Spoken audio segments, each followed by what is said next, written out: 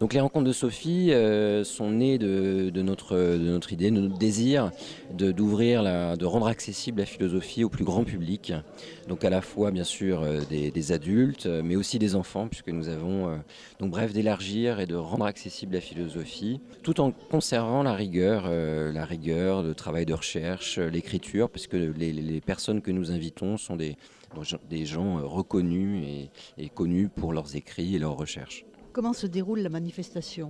Donc la manifestation elle se déroule comment dire, rythmée par des conférences, des tables rondes, une performance philosophique qui est l'abécédaire, hein, et puis aussi des expositions à la fois de photos, des extraits de films, des films expérimentaux, une exposition de photos, et puis aussi le rythme du petit salon où les gens se rencontrent, discutent, lisent aussi puisqu'il y a une librairie. Alors le thème cette année, ce sont les autres. Alors qui sont les autres?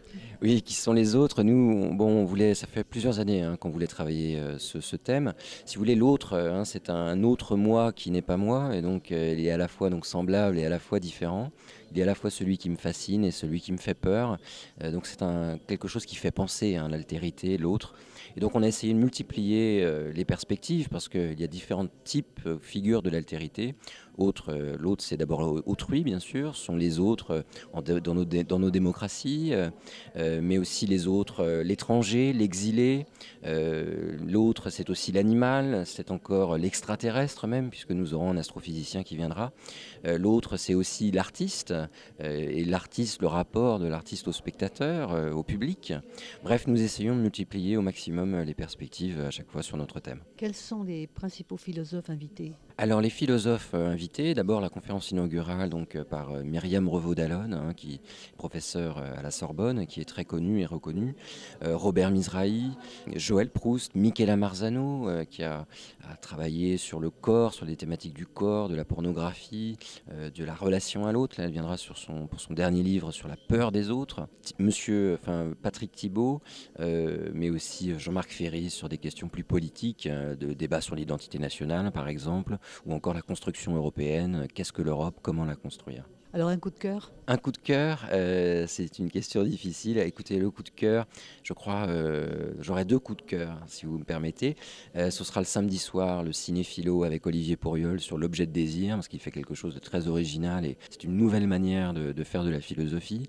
Et puis mon second coup de cœur, là, c'est Michela Marzano, le dimanche matin, sur la peur de l'autre, dont un de ses livres, Je consens donc je suis, est un de mes livres de chevet. Et voilà, c'est quelqu'un d'exceptionnel. Vous allez intervenir dans l'abécédaire avec le lancer de nains. Expliquez-moi.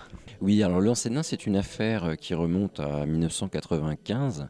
Donc c'est une attraction qui consiste à saisir à l'aide de poignées une personne de petite taille et à l'envoyer sur des matelas le plus loin possible. Des compétitions avaient été organisées en France à la fin des années 90 et le Conseil d'État avait donc interdit le lancer de nain pour atteinte à la dignité humaine. Et cette fameuse dignité humaine qui est rappelée d'ailleurs par le ministre Éric Besson, qui a fait le lien entre le lancer de nain et le port de la burqa il y a quelques semaines. Et donc j'essaierai de voir si les raisons, si vous voulez, de condamner le lancer de nain et la burqa sont bien recevables d'un point de vue philosophique. Alors qu'est-ce que vous en pensez? Du point de vue, si vous voulez, juridique et philosophique, je pense que la condamnation n'avait pas, telle qu'elle a été menée, n'était pas viable. Et je pense qu'il est assez dangereux aujourd'hui que d'assister à cette inflation de l'appel à la dignité, dont on se donne peu la peine de la définir, pour interdire et pour limiter nos libertés individuelles. J'y vois une sorte de risque, si vous voulez, d'atteinte à nos démocraties modernes.